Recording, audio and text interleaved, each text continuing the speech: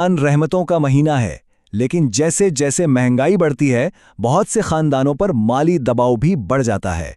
रोज़मर्रा के अखराजात पूरे करना भी एक चैलेंज बन जाता है, और ये प्रोग्राम बराह रास्त इसी मुश्किल को कम करने के लिए बनाया गया है।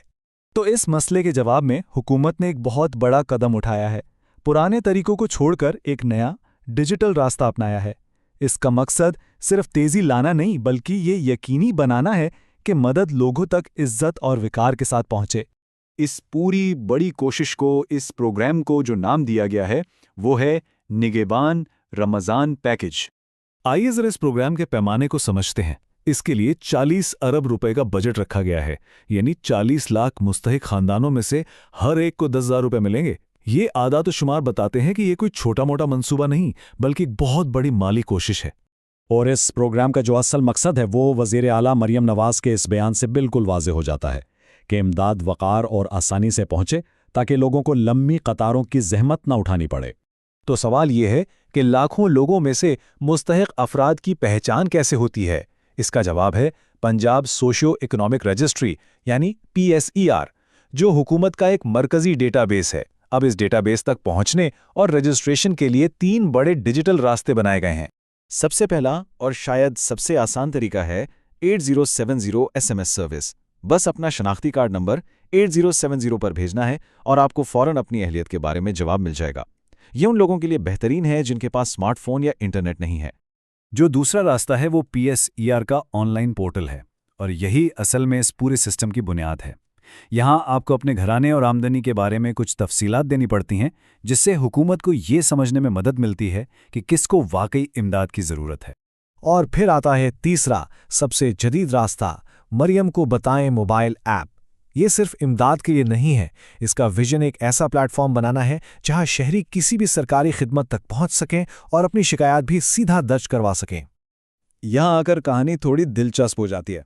एक तरफ तो ऐप बहुत ज़बरदस्त चीज़ें वादा करती है, जैसे राशन सपोर्ट, शिकायत की ट्रैकिंग वगैरह, लेकिन दूसरी तरफ जब शुरू के सारिफीन ने इसे इस्तेमाल किया तो उनका तजुर्बा कुछ और ही था।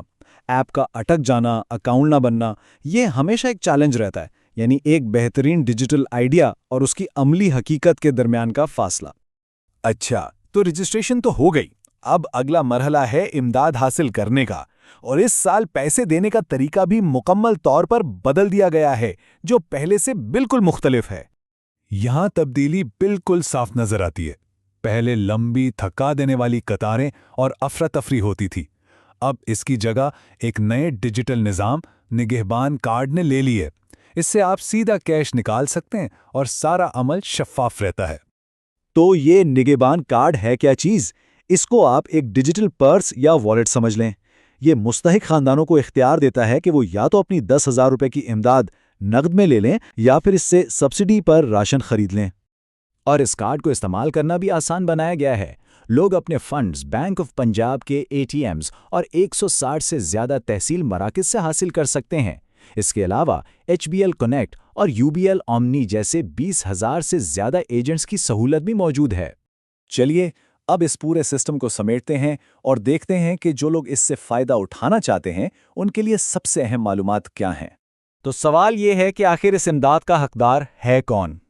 एहलियत के लिए कुछ साफ शराइत हैं। आपका पंजाब का रिहायशी होना ज़रूरी है, माहना आमदनी 60,000 रुपये से कम हो और आप सरकारी मुलाजिम ना हो। एक और अहम शर्त गुर्बत का स्कोर है, जो हुकूमती सर्वे की बुनियाद पर तय होता है और 30 से कम होना चाहिए। ये मेयार इस बात को यकीनी बनाते हैं कि मदद सिर्फ उन तक पहुंचे जिन्हें इसकी सबसे ज़्यादा ज़रूरत है। और आखिर में एक बड़ा सवाल, क्या पंजाब का ये डिजिटल मॉडल अपनी तमाम कामयाबियों और शुरू की मुश्किलात के बावजूद पूरे मुल्क में समाजी बहबूद के प्रोग्रामों का मुस्तकबिल बन सकता है? इसका जवाब इस बात पर मुनहसर है कि टेक्नोलॉजी के वादे को ज़मीन पर मौसर तरीके से कैसे पूरा किया जाता है।